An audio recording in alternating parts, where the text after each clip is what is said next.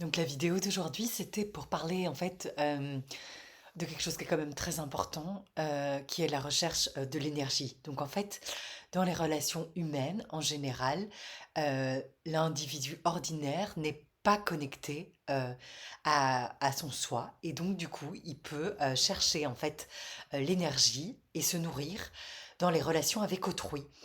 Euh, et donc c'est important d'en parler parce que ça amène souvent des luttes de pouvoir. Donc, c'est-à-dire que souvent, les gens qui prennent le pouvoir, c'est simplement parce qu'ils veulent en fait prendre l'énergie d'autrui, parce qu'ils n'ont pas trouvé en fait leur source en eux-mêmes, hein, la connexion à leur propre soi. Et donc, du coup, les relations humaines deviennent des jeux de pouvoir en fait, hein, où les êtres essayent de se nourrir, prendre l'énergie d'autrui par la déstabilisation, en essayant de sapant l'assurance de l'autre, etc. Tout ça, c'est des processus en fait de domination qui vont faire en sorte que la personne inconsciente va essayer de prendre l'énergie de l'autre personne en lui faisant peur, en la déstabilisant ou en utilisant d'autres jeux de pouvoir pour finalement se nourrir. Et évidemment, c'est très malsain parce que ça va faire en sorte que ça va vider vraiment des personnes et les autres vont se remplissent en fait de l'énergie d'autrui, donc c'est pas du tout dans la justesse, hein. Alors, de manière plus globale, on peut le voir vraiment quand il y a des conflits au niveau des guerres. Là, ce sont des pays des nations qui vont en fait piller l'énergie d'autres nations, hein. Dès qu'il y a dominant dominé, oppresseur enfin oppressé, c'est toujours une énergie malsaine en fait, hein, qui est là. Et cette lutte pour l'énergie, en fait, ça épuise, hein, ça épuise les relations humaines, hein. Tout le monde l'a déjà vécu, il y a des relations qui sont plus épuisantes que d'autres, hein. Il y a des relations qui sont positives et du coup on se sent bien une fois qu'on a vu la personne, et puis il y a des relations où on se sent épuisé, complètement vidé, et ça c'est quand l'autre personne en fait nous prend notre énergie, hein. Alors il y a des gens qui font ça plus que d'autres. Ça traduit toujours une forme d'inconscience parce qu'un être conscient lui donne son énergie et il ne va pas déstabiliser quelqu'un ou essayer de contrôler quelqu'un pour obtenir l'énergie d'autrui. Et donc là, la seule solution, en fait, pour ça, et ça réglerait tous les conflits qu'il y a dans le monde, que ce soit au niveau de la guerre, au niveau des groupes, au niveau des familles, euh, ça réglerait tout ça. La problématique, par exemple, du bouc émissaire, c'est aussi tout un groupe qui va prendre l'énergie chez une personne. Donc, c'est pas du tout dans la justesse, hein. C'est encore un procédé vraiment très primaire de domination. Et on doit vraiment maintenant sortir de ça. Il est grand temps qu'on ouvre les yeux et qu'on voit ce qu'on se fait les uns aux autres par l'énergie. Et la seule solution pour finalement que rentrer dans des relations vraiment saines et qui sont nourrissantes, c'est de trouver sa propre source en soi-même, en fait, et de cultiver cette union, cette connexion, en fait, avec sa propre source, parce que le fait de se connecter à l'énergie divine à l'intérieur de nous-mêmes, c'est un petit peu comme si on allait être régénéré par notre propre fontaine intérieure, qui est la fontaine de notre soi intérieur. Et c'est hyper important aussi, on fait ça, déjà on est régénéré, on se sent beaucoup mieux, on se sent connecté, on se sent plus en sécurité puisqu'on est connecté à la source de notre être, hein, qui est le potentiel infini et illimité que chacun, on a tous ça à l'intérieur de nous. Et du coup, on va pouvoir donner dans nos relations aussi et donner finalement cette énergie d'amour et de lumière qu'on a trouvée en nous. On va la donner. Tous les grands saints, par exemple, hein, on voit, c'est pas les grands saints sont peints dans les tableaux d'ailleurs de l'époque avec des halos autour de leur tête, hein. Ils ont des gros halos lumineux dans certains tableaux parce qu'en fait ils ont atteint la sainteté, hein.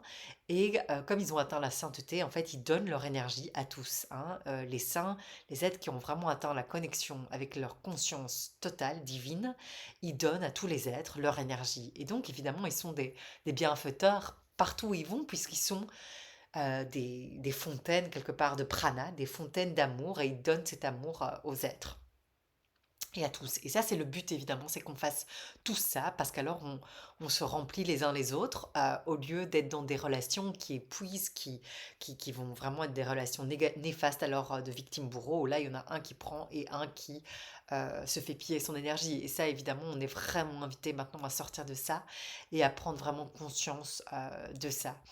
Donc, on a tous cette énergie illimitée qui est en nous, mais pour ça, évidemment, il faut trouver un moyen de connexion. La méditation, la prière, ça peut être la communion avec la nature. Enfin, c'est trouver un état, une pratique qui va nous régénérer. Et de manière générale, finalement, en fait, pour être tout le temps connecté à sa source consciente, ce qui fonctionne le mieux, c'est l'ouverture totale. Donc, c'est-à-dire, c'est de rester ouvert, c'est de s'ouvrir.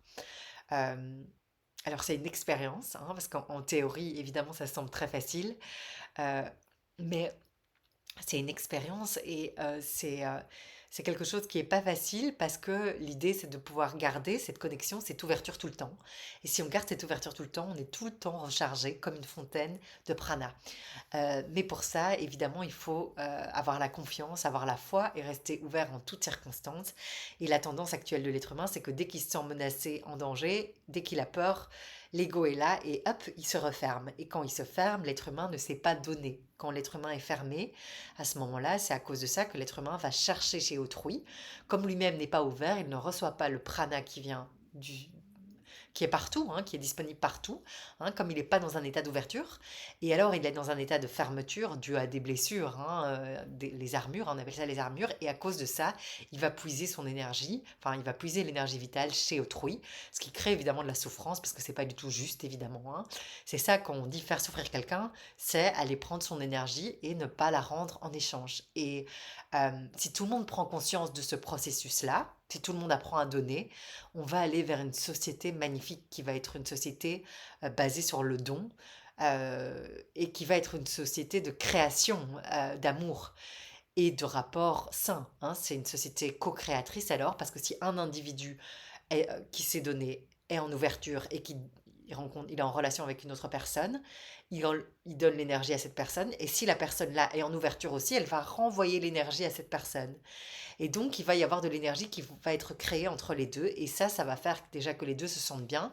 Et ça va faire qu'ils peuvent créer à deux.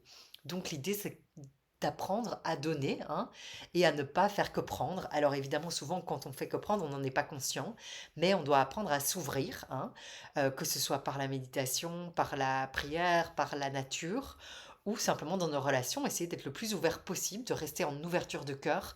Et à ce moment-là, on est rechargé de prana, en fait, et on peut donner ce prana autour de nous. Euh, et si deux êtres font ça, ils sont dans un échange équilibré, une relation équilibrée, où il n'y a ni dominant ni dominé, mais il y a co-création, puisque les deux êtres sont capables de rester dans l'ouverture totale et de donner l'un à l'autre. Et là, ça devient beau et magnifique, évidemment. Et le but, c'est que dans les familles, on fasse ça, hein, qu'il n'y ait plus des parents qui dominent les enfants ou des enfants qui dominent les parents, parce que ça peut être dans les deux sens, hein. Mais si dans les familles, on fait ça, ça va faire des familles qui sont dans la paix, dans l'amour et pas dans le conflit. Ça va faire des familles merveilleuses et puis plus large, ça va faire une société merveilleuse. Si tous les êtres apprennent à donner, dès qu'ils reçoivent, ils redonnent, on va créer un monde, un magnifique monde dans une nouvelle conscience, un monde de lumière, de dons et de co-création et on va pouvoir vraiment créer des choses merveilleuses. Donc la clé c'est l'ouverture, hein, c'est un état d'ouverture et de pouvoir garder cette ouverture partout, cette connexion avec notre propre source intérieure en tout lieu, en tout temps, peu importe où on soit, de garder cette connexion, de garder cette ouverture pour être finalement, euh, pour recevoir en fait en permanence le prana et être des flots, enfin des fontaines vivantes de prana.